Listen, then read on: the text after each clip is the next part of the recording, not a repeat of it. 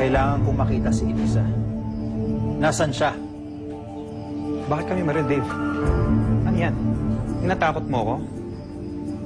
Doktor ka, Dave. Tagasagip ka ng buhay. Hindi bagay sa'yo may baril. Huwag mo kong tatalikuran.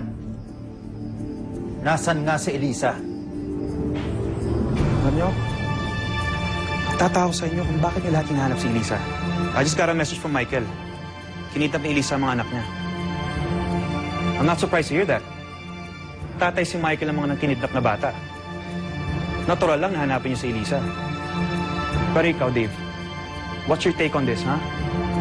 Don't tell me ginagawa mo lang to dahil inutusan ka ni Sofia. There must be something else at stake. Something bigger. Ang tanong, ano yun? Elisa, hanggang kailan mo pa balak patagalin? Gusto ko lang subukan gawin to. Kasi alam kong ito yung tama. Ang tagal kong hindi nakita ang anak ko. Ang tagal nilang hindi pinakita sa akin ang anak ko. Pinagkait nila sa akin si Ninya. Pero traumatic ito para sa bata. Paano kung hindi mangyari yung gusto mo? Ako ang nagtatanong dito. Kaya sagutin mo ko. Sabihin mo kung nasaan si Elisa or else. Or else what, Dave? Babarilin mo ko? Dave, baka naman nakakalimutan mo. Lisensyadong baril ang dala mo, nakapangalan sa'yo. I know dahil ako nag-ayos ng papeles mo. Matitrace lang nila ang bala sa baril mo. Wala akong pakialam. If you love your life, sabihin mo sa akin kung anong dapat kong malaman. 7 taon akong naghintay. 7 taon akong nakulong. Pinagkait nila sa akin ng anak ko. Hanggang panaginip ko lang nakikita si Ninyang ngumiti. Nakikita si Ninyang tumayo. Ayoko na ng ganun eh. Ayoko na ng panaginip. Gusto ko nang maramdaman yun ng totoo. Gusto ko nang makasama si Ninya ng totoo. Pero Elisa, gagawin ko ang lahat. Gagawin ko ang lahat na makakaya ko para matanggap niya ako. At para mahalin niya ako. You don't have the balls to shoot, Dave. You never had the balls to stand up to Elisa. To say no to Sofia. Lalo na siguro ang bumeril ng harapan. Kaya, ano pa ginagawa mo sa baril mo? Ibaba mo na yan. Itigil mo na tong kagaguhan na to.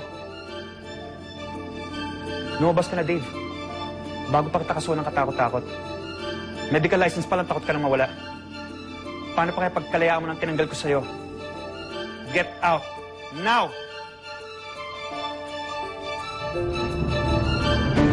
Hindi pa tayo tapos. Makikita pa tayo. The next time, Dave. Lisa? Lola Chabeng? Lola? Oh, Michael. Ang kaming Diyos. Upo ka. Bakit? Lola, si Elisa ho. Kailangan ko siya makita. Kailangan ko siya makausap. Ha? Eh naku, kagabi ko pa siya hinahanap. Eh, hindi ko alam saan siya nagpunta. Michael, alala nga ako sa kanya eh.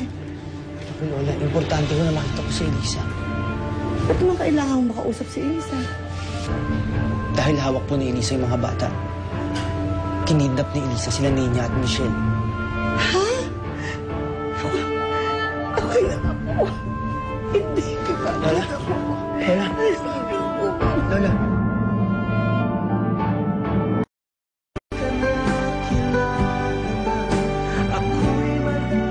Hindi ko pa rin gusto yung ginawa mo. Oo, karapatan mo makasama yung anak mo, si Ninya, pero si Michelle.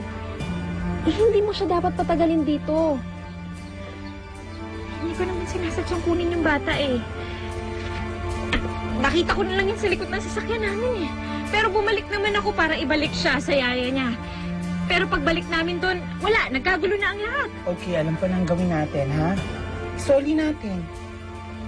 Pero hindi pwedeng si Elisa ang magbalik. Masyadong delikado, madidiin siya. Wala nga niyo naman ako magsoli kay Michelle, no? Ay, seryoso kayo? Eh, sino pa magbabalik sa kanya? Sige na naman, Alfie. Sige na naman, please. Ayoko mag-isa doon mamaya. Pag initan pa ako ni Sofia, maging bulaklak ako ng city jail. Ayoko. Parang nagre-ring yung phone mo. Alam ko na kung sinong pwedeng sumama sa'yo. Sino? Si Luis. Hello? Elisa, nabalitaan ko yung ginawa mo. What has gotten into you? Paano mo naman nalaman? That doesn't matter. Ang importante, ligtas ka at ang mga bata. Just stay put. Don't go anywhere. I'll help you fix this. Explain mo lang sa akin lahat ng nangyari pagdating ko dyan. Pakitext sa akin yung directions going there, okay? Oh, sige. Salamat, ha.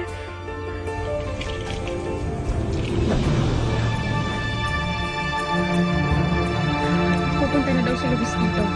Tutulungan niya tayo. Parating na siya. Ay, naku, Elisa. Alam mo, buti na lang meron kong knight in shining armor. Salamat, safe na ang beauty ko. Basta antayin na lang daw natin siya dumating dito. Basta wag natin papakawalan ng mga bata. Hawakan lang na daw natin na sila na mabuti. Akala mo may isahan mo ako, Luis? Matutuntun ko pa rin si Elisa dahil sa'yo. Sandali lang. Sisilipin ko lang sila, ha? Ninya? Ninya! Kamusta na, Amanda? May pagagawa lang ako sa'yo. Pirmahan mo. Wala ka nang dapat katakutan. Pupunta ako kila Michael. I'll talk to them for a settlement. After all you've been through, hindi ko hayaang sirain pa nila ulit ang pagkakataong may balik ang buhay mo. Init nilang sinira sa'yo. Ano ka ba? Bumalik ka sa amin, di!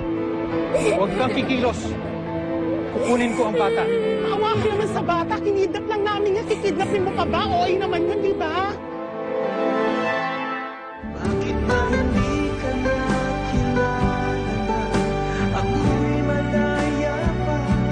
Napakilig kayo ng mga eksenang puno ng pag-iibigan.